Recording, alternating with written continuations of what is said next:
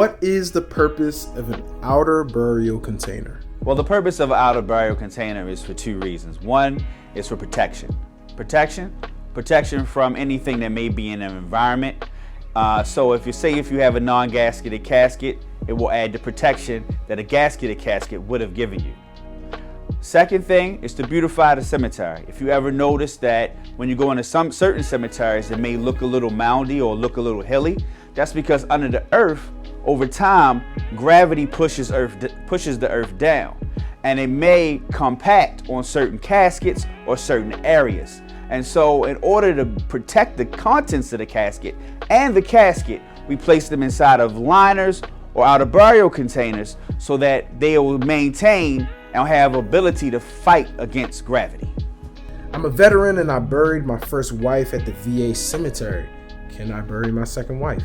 Yes, absolutely. If you are a living veteran and you've been married 3 times, and let's say unfortunately all 3 of your wives have passed away while you're still alive, each of those wives can be buried at the veteran cemetery in the spouse space that's designated for you. And also, if you have any dependent children, they can be buried along with you and your family at that cemetery as well.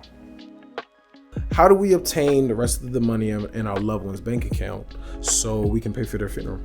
Well, there's 2 ways. The first way is through POD. What is POD? Paid on death. That's a type of beneficiary that you place on your bank account so that all you have to do is submit a death certificate to the bank, and then they will release the funds, whoever that beneficiary is.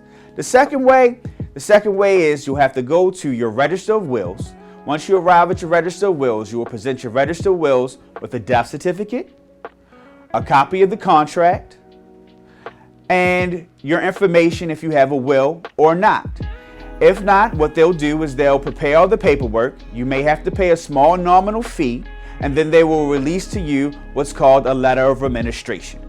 You will then take that letter of administration to the bank with another copy of the death certificate and present that to the banker, and they will then release the funds to you to pay for the funeral.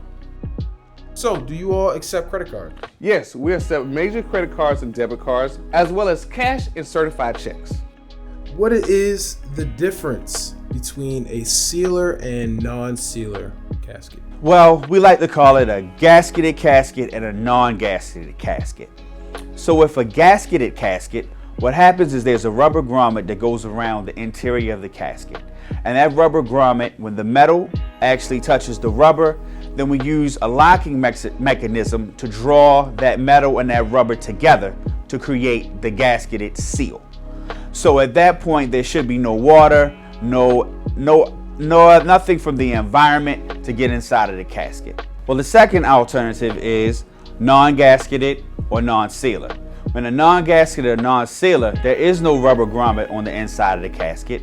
And so when it's closed, the metal just touches the metal.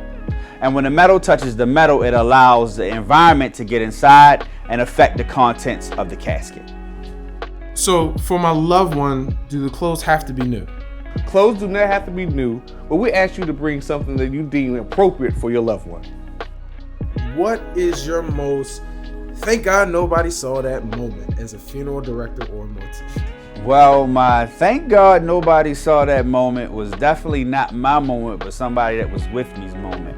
And we were on our way to make the end state at a church in Baltimore. And we got all the way to the church and we opened up the back of the hearse and the casket wasn't in there. And so we had to go all the way back to the funeral home. Now, mind you, we rushing for time. We're trying to get the body in the church before the family arrives. So we called a limousine driver, seeing how far he's away from the church. And boom, we finally got the body into the hearse and back to the church. We was able to have everything in order, flowers set up before the service even started. Nobody knew a thing. What happens if a body can't fit in a casket? Do you have to cut off their feet? No, we do not cut anything off. What we'll do, we'll offer a casket to a family that will be able to fit their loved one.